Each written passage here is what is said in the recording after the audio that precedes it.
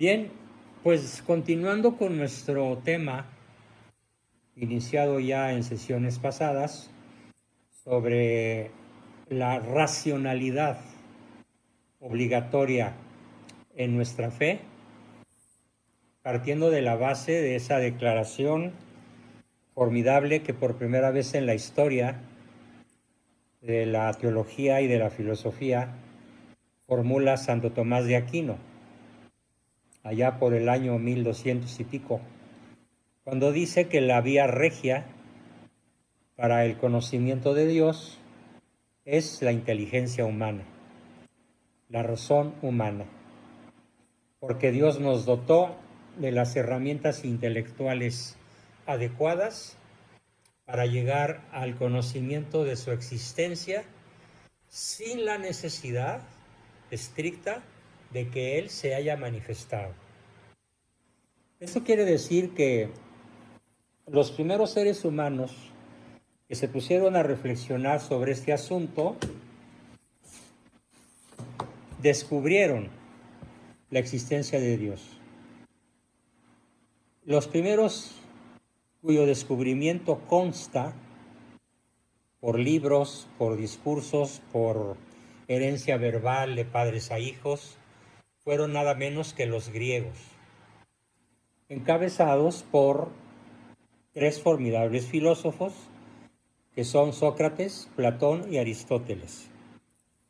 Con el dato curioso de que cada uno de los siguientes superó a su maestro. Sócrates indudablemente fue un genio, de parte de un hombre muy virtuoso y muy valiente, que se enfrenta al Senado ateniense cuando es acusado de impiedad. ¿Y por qué lo acusan de impiedad y lo condenan a la pena de muerte? Lo acusan de impiedad por enseñar que no hay muchos dioses. Y entonces la casta sacerdotal se enoja porque imagínense ustedes los ingresos que la casta sacerdotal tendría en Atenas y en todas las ciudades griegas cuando sobraban dioses para cada día.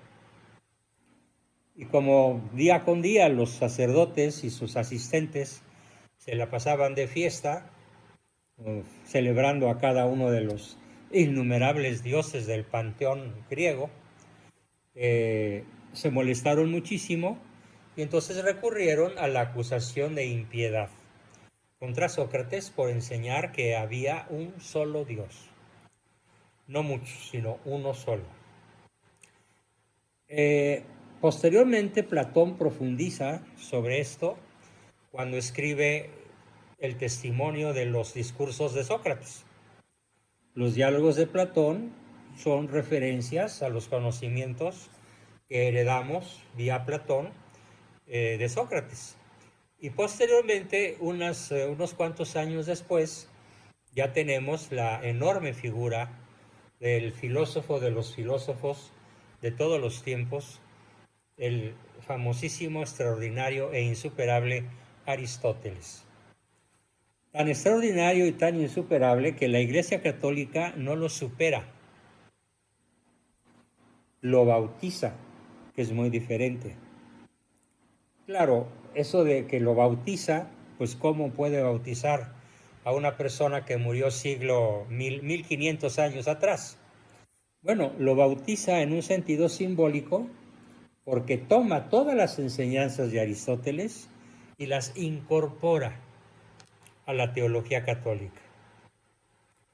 Prácticamente, pues dotándolas de un cierto lenguaje religioso, de una unción, de adoración, que obviamente Aristóteles no pudo darle, porque Aristóteles no alcanzó, nació 3 siglos antes de la revelación cristiana, no alcanzó, no le tocó el testimonio de Jesús, de nuestro Señor Jesucristo, que viene a completar para la humanidad con la revelación que Él da, con la revelación que nos dan los evangelistas, viene a completar la obra formidable del gran descubridor de Dios, que es Aristóteles.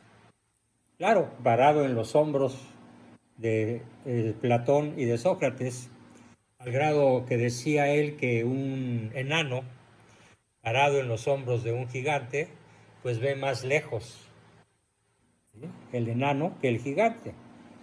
Y atribuía justamente ese gigantismo intelectual a ese Sócrates que da la vida contradiciendo al Senado de su época en Atenas, diciendo y sosteniendo la tesis de un Dios único.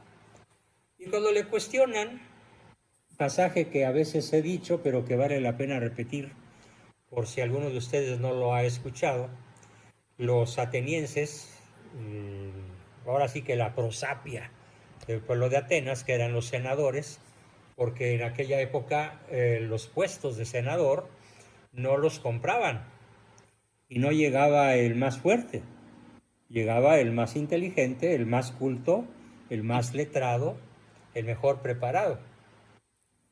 Entonces, un grupo de 500 personajes sumamente preparados, de alto nivel académico, la élite de Atenas, le cuestiona a través de su jefe y le dice: bueno, Sócrates, ¿cómo es que andas diciendo algo tan opuesto a nuestros intereses? ¿Qué no eres nuestro amigo? Y Sócrates contestó con una frase legendaria que me gustaría mucho que cada uno de ustedes pudiera incorporar a su vida privada, a su vida familiar, a su vida social, a su participación en política o en cualquier otra actividad que sea de su elección. Y la frase es: sí, sí soy amigo de ustedes, les dice. Sí lo soy, claro que soy amigo de ustedes, por supuesto, pero soy más amigo de la verdad. La verdad aquí la escribimos con V mayúscula, porque la verdad es una. Puede haber tantas opiniones cuantos habitantes tenga el planeta sobre la cuestión que quieran. La guerra en Medio Oriente, la guerra en Ucrania, los precios del petróleo, la explotación de las minas de diamante por niños de 8 años, delgaditos, para que quepan entre las rocas de donde sacan los diamantes. Discutamos la cuestión que cada quien quiera discutir y siempre será aplicable esta frase: opiniones hay tantas cuantas personas en el planeta Tierra. Verdad, una. Solo una. En el asunto que quieran. En física, en química, en matemáticas, en historia, en psicología, en religión, en teología, en lo que gusten. La verdad es una. Y claro, como somos tan débiles a partir de la caída en pecado original, nuestra mente como que se nubló, como que las tinieblas de la ignorancia, de la pereza intelectual, de la línea del menor esfuerzo, han hecho estragos en la historia de la humanidad. Si bien, desde luego, ha habido páginas gloriosas y brillantísimas, pero de todas maneras, la humanidad como tal, pues está caída en pecado y con la mente todavía brillante, pero nublada. Por eso es tan difícil para cualquiera de nosotros hacer ese acto sublime de desprenderse de la opinión para abrirle paso a la verdad. A veces la verdad es tan deslumbrante, es tan evidente, es tan contundente, que no tenemos más que decir: pues sí, así es, aunque no me guste, aunque me pese, aunque venga de fulana que me cae tan gorda, es cierto. Y en otras ocasiones no es así. La verdad hay que descubrirla, hay que rascar. Y muchas veces hay que rascar, hay que caminar con pies descalzos sobre arenas candentes. Y luego hay que cavar con las puntas de los dedos sin guantes, para poder llegar a los filones más profundos de la verdad. Sirva esta introducción que acabo de hacer para retomar o continuar más bien el tema de la racionalidad en materia de religión. Hace alrededor de 3 años toqué el tema. Había muchísimos de ustedes que no estaban hace 3 años. Ahora tenemos muchísimas personas que sí están. Desde hace 1 año, 2 años, unos meses, algunos se acaban de incorporar. Y vale la pena que todos, de manera parejita, de manera profunda, de manera disciplinada, entremos de lleno a este maravilloso tema de la racionalidad en materia de fe, en materia de religión y sobre todo en materia de fe católica. Para lo cual, hoy toca el análisis, la exposición y la posterior discusión en el momento adecuado después de mi exposición. Hoy toca la exposición sobre lo que se llama en la historia de la filosofía las 5 vías. Las 5 vías para probar la existencia de Dios que descubre y formula Santo Tomás de Aquino en su Suma Teológica.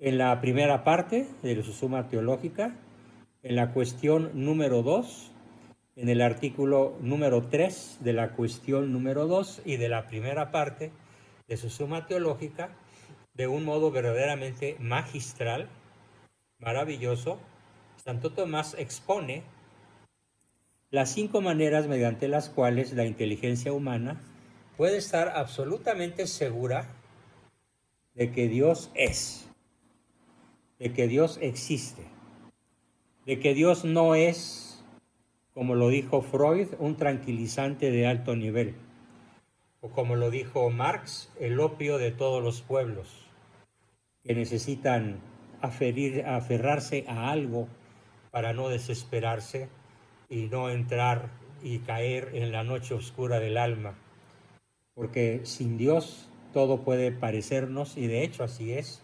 tenebroso, insalvable, terrorífico, espantoso, invivible, inconcebiblemente torturador. Pero a pesar de que en cierta forma las expresiones de Marx y de Freud tengan algún sentido psicológico, nos vamos a olvidar de la psicología, porque aquí no tiene nada que hacer, para entrar propiamente al terreno de la filosofía, es decir, de lo estrictamente inteligente, de lo estrictamente racional, de lo estrictamente lógico y que se puede demostrar por la vía de la inteligencia. No hay prisa, son 5 vías, voy a irlas exponiendo cada una de ellas. Si llegado el tiempo de exposición no he terminado con todas ellas, no me preocupa, continuaríamos el miércoles. Y también si alcanzo a exponerlas todas, pues qué bueno. De cualquier manera, este es un tema que vale la pena seguir profundizando hasta que hagan ustedes con estas 5 vías lo que los profesores de matemáticas nos enseñaban cuando íbamos a la primaria. Bueno, yo hace más de 70 años nos enseñaban a mecanizar las tablas de multiplicar, sobre todo la que más canas nos sacaba, que era la tabla del 9. Y el 10 en matemáticas en sexto de primaria se le daba a cualquier alumno que podía de manera mecánica, de manera refleja, de manera instantánea y sin cometer ningún error, mentalmente y sin ver ningún papel ni ningún acordeón, recitar la tabla del 9. O la del 7, eran las dos de mayor grado de dificultad para los niños de primaria, yo creo que de todas las épocas. Así que vamos a tratar de mecanizar, vamos a tratar de aprendernos de memoria, pero aparte de aprendernos de memoria, vamos a aprender a discutir, vamos a aprender a transmitir, lo que aquí vamos a estar exponiendo, probablemente en este par de sesiones, sobre una manera más aguda de ver la racionalidad de nuestra fe. ¿Cuáles son estas 5 vías? La primera vía se llama la vía del movimiento. Primero leo el enunciado y luego explico el enunciado. La segunda vía se llama la vía de las causas eficientes. La tercera vía se llama la vía de la contingencia y del ser necesario. La cuarta vía se llama la vía de los grados de perfección. Y la quinta vía es la del orden y la finalidad. Vayámonos pues a la primera. La primera vía, que se llama la vía del movimiento, se expresa de la siguiente forma. La realidad del cambio, todo cambia.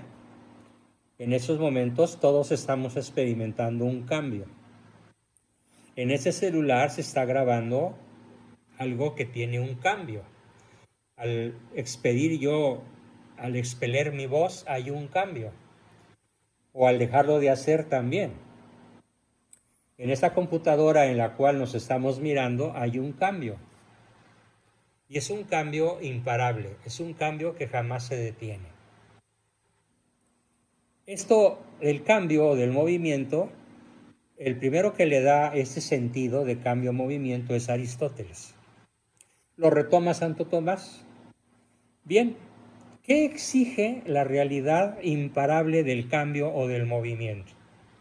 Exige necesariamente la existencia de un primer motor inmóvil, porque no es posible fundarnos sobre una serie infinita de iniciadores del movimiento.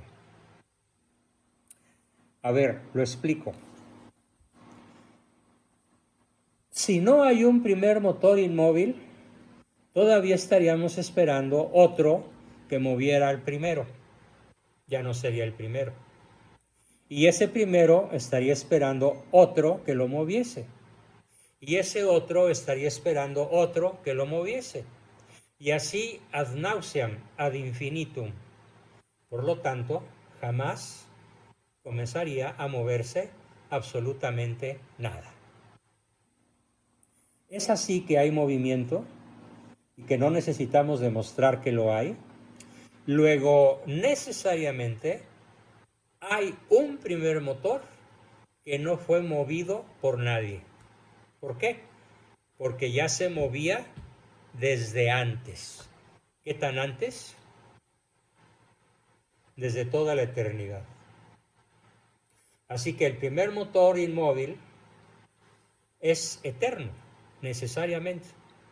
Porque si no es eterno, no sería capaz por sí mismo de echar a andar los siguientes seres que se mueven. Entonces, para poder contemplar el movimiento, necesitamos deducir racionalmente la existencia de un primer motor que nunca fue movido. Ya se movía solito, per se, por sí mismo, por su esencia, por su capacidad. ¿Desde cuándo? Desde siempre. Piensen en el tiempo hacia atrás. La eternidad hacia atrás se aplica al primer motor. La eternidad hacia adelante se aplica a los seres inmortales como nosotros y se aplica desde luego a Dios mismo, al primer motor. Entonces el primer motor es infinito, es eterno hacia atrás y hacia adelante. Y nosotros no.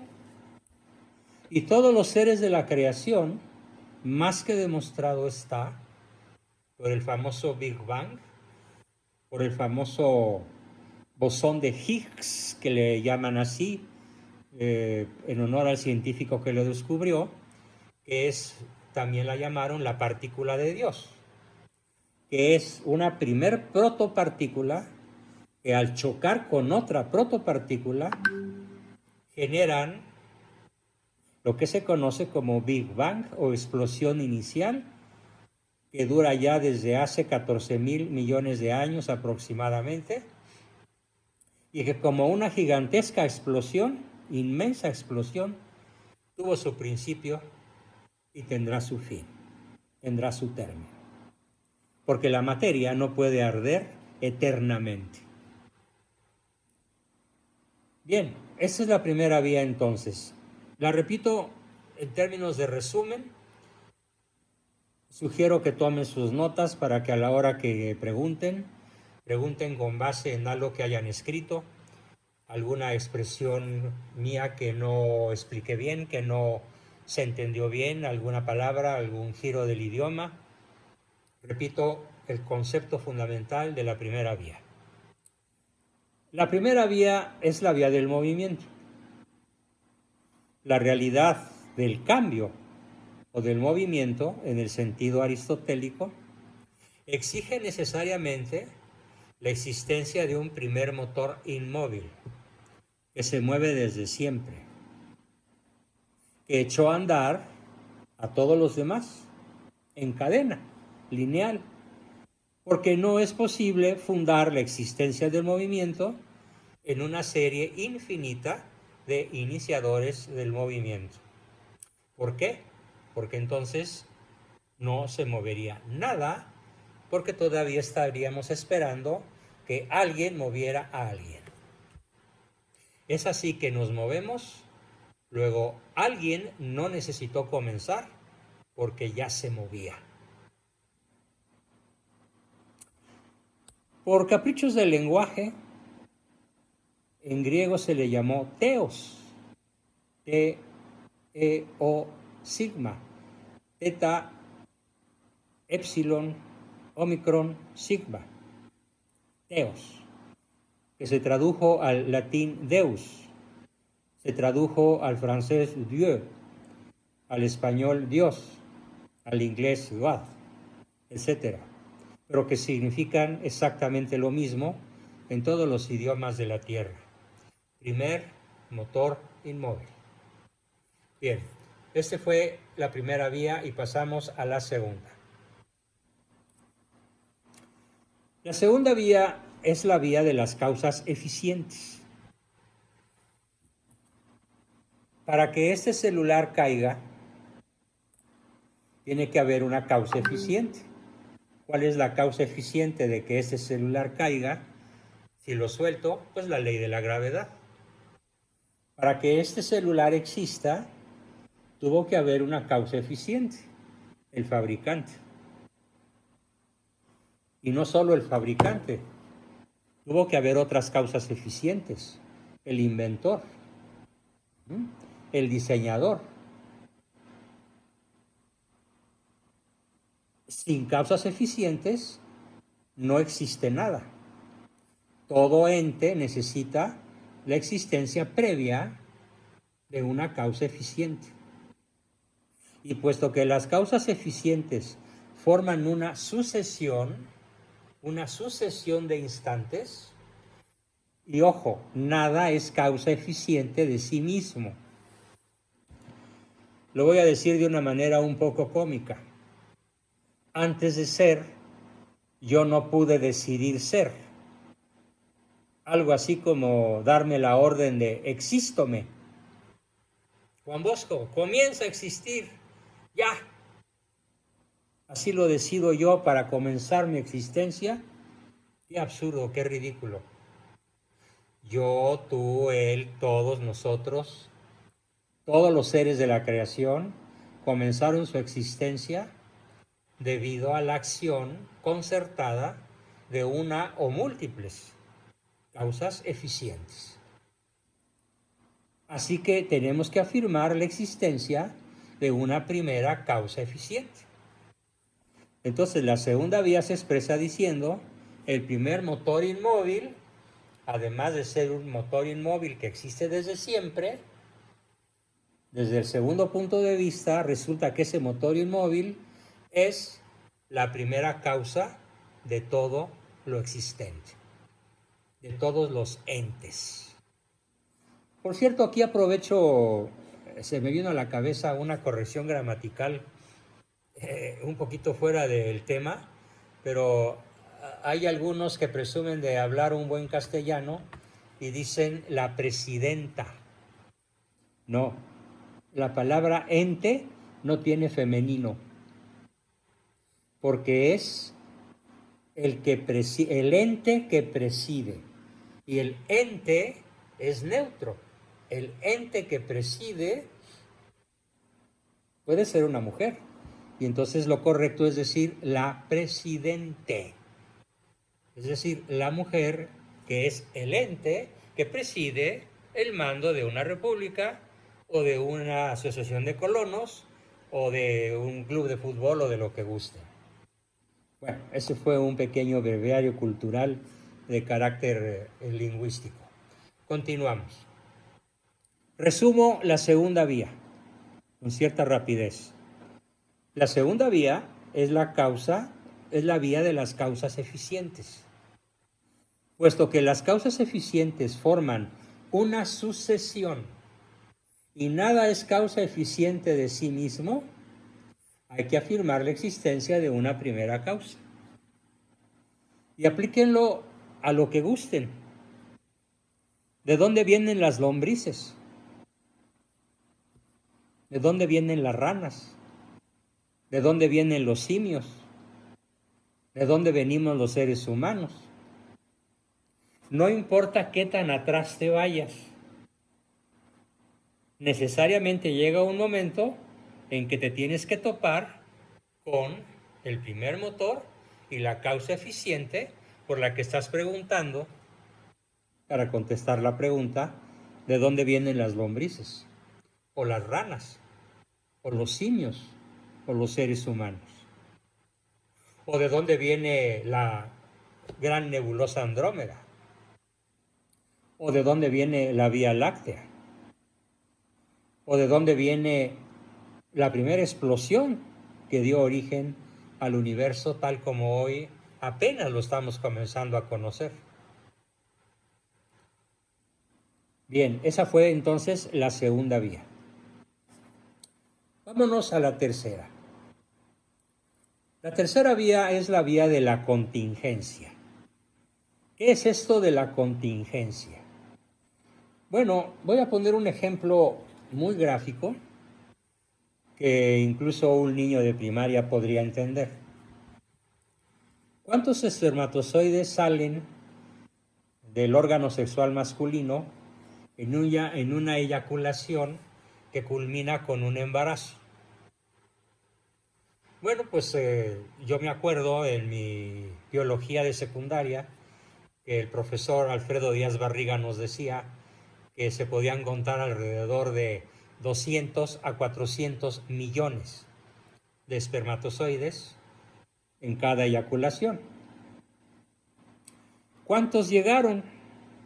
En el caso de todos los que estamos aquí y no tenemos un hermano gemelo, llegó uno. Uno. Es contingente que haya llegado el que llegó, porque pudo haber llegado otro. No solo otro, sino otros 999 millones de posibilidades, todas contingentes. Es decir, la palabra contingente significa que puede ser o puede no ser, que puede llegar o puede no llegar, que puede existir o puede no existir. Toda la creación es contingente. Nosotros somos seres contingentes. Si hubiera llegado otro espermatozoide y no el que llegó, tú no serías tú, serías tu hermano o tu hermana, pero no serías tú, sería otro contingentemente llegado. Concedamos que por voluntad divina, pero la voluntad divina de que seas tú el que haya llegado no te convierte en un ser necesario, porque ser necesario solo hay uno. El primer motor y la causa eficiente son necesarios. Son seres, es un ser necesario. Todos los demás somos seres contingentes. Es un hecho evidente que los seres contingentes pueden existir, pero podríamos no existir. Eso significa la palabra contingente. Así que si todos somos contingentes, ninguno de los seres contingentes puede crear otro ser. Puede transmitir la vida, pero no puede crear otro ser. Les platico una cosa muy chusca, pero muy histórica, que sucedió en un gran congreso que hubo allá un poquito antes de que Hitler ascendiera al poder en Alemania, y hubo una gran convocatoria para que todos los sabios del planeta se reuniesen a la voz de uno de ellos, que era un ruso, que dijo que les iba a explicar cómo era posible crear un ser vivo. Y entonces, pues muertos de la curiosidad, porque los científicos rusos pues siempre han tenido una fama de seriedad y de ser de los más avanzados del planeta, y acudieron centenares de sabios de todo el mundo a aquel gran congreso donde un sabio muy famoso iba a explicar cómo era posible ya para la ciencia moderna crear